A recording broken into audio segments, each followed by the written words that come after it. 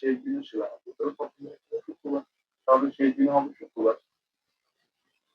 শুক্রবার। এটাই তো। তদ্রুপ এখানে আরেকটা অঙ্ক বলছে যে এটা ২৯ তম বিসিতে আসছে। এখানে বলছে যে ২০০৯ সালের ১ জানুয়ারি বৃহস্পতিবার ছিল। তাহলে সেই বছর ৩১ ডিসেম্বর কি বার ছিল? ৯ সালের ১ জানুয়ারি যদি বৃহস্পতিবার হয়, তাহলে ৩১ ডিসেম্বরে আমাদের সূত্র অনুযায়ী হবে বৃহস্পতিবার। বৃহস্পতিবার।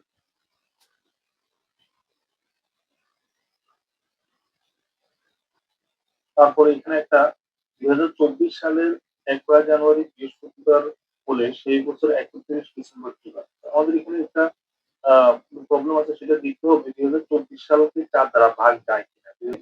তাহলে এটাকে ২৪ কে ৪ দ্বারা ভাগ যায় লিখিয়া। তাহলে হিসাব অনুযায়ী আমাদের হবে এখানে ২০২৪ সালের ১ জানুয়ারি বৃহস্পতিবার।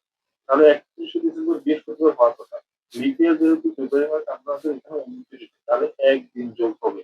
তাহলে বৃহস্পতিবারের পরের দিন যেবার হয় সেটা শুক্রবার। এখানে সেটা হবে শুক্রবার। যদি লিপ ইয়ার হয় তাহলে ১ দিন যোগ করে দিব। অর্থাৎ হিসাব অনুযায়ী সূত্র অনুযায়ী হওয়ার কথা বৃহস্পতিবার।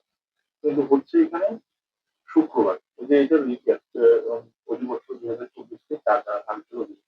তদ্রুপ এখানে ২০২৮ সালে ১ জানুয়ারি বৃহস্পতিবার হলে সেই বছর ৩১ ডিসেম্বর কি বার হবে এটা আপনারা